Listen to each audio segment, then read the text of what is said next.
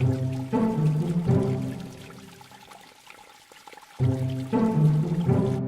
find this a fascinating object. It's a fiber optic cable for a stereo. If I shine this laser pointer down the cable, it guides the light out the other end. These cables are used to connect our world today and are capable of transmitting information across countries and oceans. But first, let me show you how it works. I have a bucket that I've modified with a window in front. And on the other side, I put a stopper in this hole right here.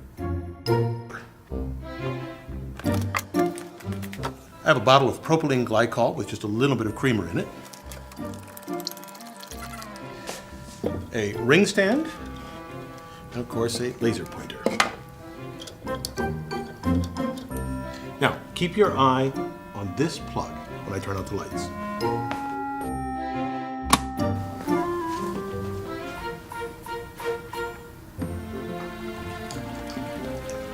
That's wonderful. The light follows the liquid flow all the way to the bucket. Amazing. It does this because of total internal reflection. As the light enters the stream, it is reflected as soon as it hits the interface between air and liquid. You can see here the first reflection, and then the second, and the third. This occurs because there's a difference between the index of refraction of the guide material, here propylene glycol, and the outside, air in this case. Recall that any time light strikes a surface, it can either be absorbed by the material, reflected from it, or pass into and through it. The latter we call refraction. It's easier to see from a top view.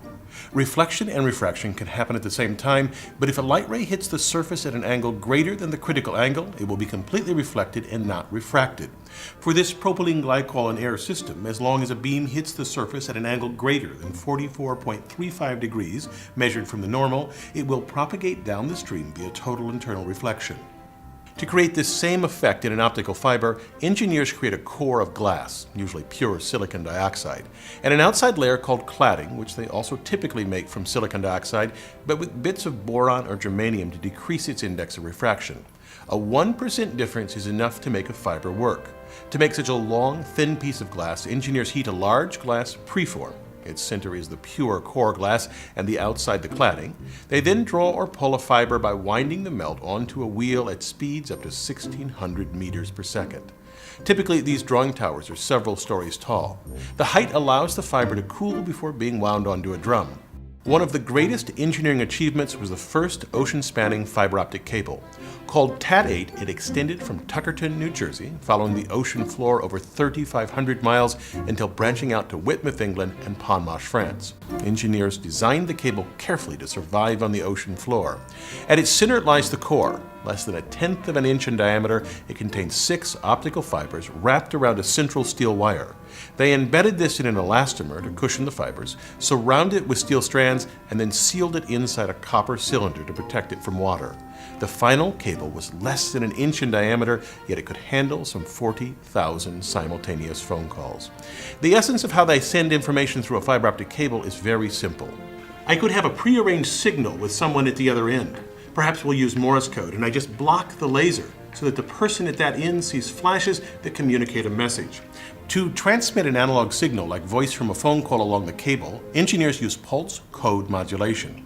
We take an analog signal and cut it up into sections and then approximate the wave's loudness or amplitude as best we can. We want to make this a digital signal, which means discrete values of loudness and not just any value.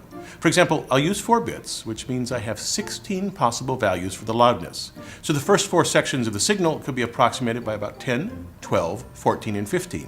We then take each section and convert its amplitude to a series of 1s and 0s.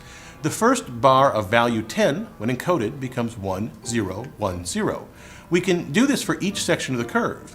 Now, instead of looking at the green waveform or even the blue bars, we can think of the signal as a series of 1s and 0s organized by time. And it is that sequence that we send through a fiber optic cable, a flash for a 1 and nothing for a 0. Of course, the exact method of encoding is known at the receiving end, so it is a trivial matter to decipher the message. Now, you may be wondering how a laser pulse can travel nearly 4,000 miles across the ocean. It doesn't without some help because the light will escape from the sides of the fibers. Look back at our propylene stream. Here's how the light attenuates as it travels. You can see here a narrow beam in the bucket that broadens a bit when it enters the stream, and then after the first bounce, the beam leaves even broader than it entered. That's because the interface with the air is uneven and the rays that make up the beam strike at slightly different angles. When that beam makes its second reflection, those individual rays diverge even more until by the time it reaches the third bounce, many of the rays are no longer at the critical angle and can exit from the sides of the stream.